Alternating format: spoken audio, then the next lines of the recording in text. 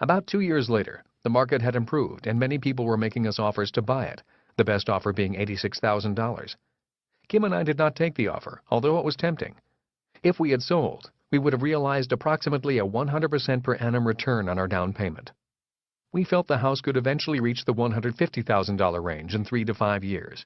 Instead of selling this house, we decided to begin buying more now that the market was turning in sales price and also rental income.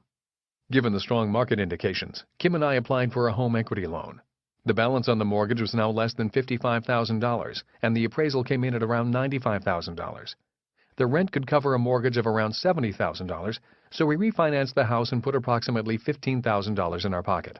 We had gotten our money back and we still had the asset. Within a few months, after looking at several hundred properties, we found our new target. It was a great house in the same neighborhood.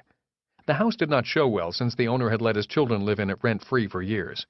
The asking price was $98,000, and after several offers and counteroffers, we purchased it for $72,000, put $4,000 into paint and repairs, and put it up for rent.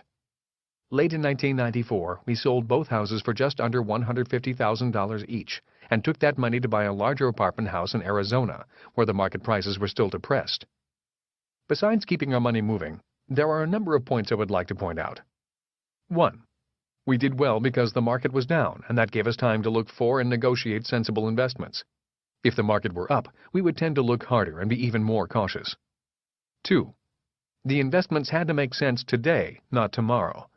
Rich Dad always said, your profit is made when you buy, not when you sell. Every property we bought had to have a positive cash flow on the day we bought it, and had to have a positive cash flow even in a bad economy. If the market had not gone up, Kim and I would still be happy with the investment. 3. As stated earlier in this program, every investor has an exit strategy before they enter the market. Since this was a new type of market, even though it was investing in real estate, it was a different type of real estate investment. This difference required we start over again, doing our research and coming up with different entry and exit strategies. 4.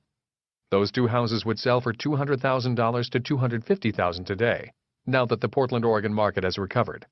The reason we sold early was to leave some money on the table for the next buyer, also to take advantage of a market that was down and about to move up, in this case the Phoenix market, and because our investment portfolio had changed. We no longer held single-family homes. We had now graduated to larger and larger apartment houses, again for more leverage. 5. Know the difference between being an investor and a trader. We were investors when we were willing to buy and hold the properties for their cash flow. We were traders when we knew our entry as well as our exit strategy. In other words, an investor buys to hold and a trader buys to sell.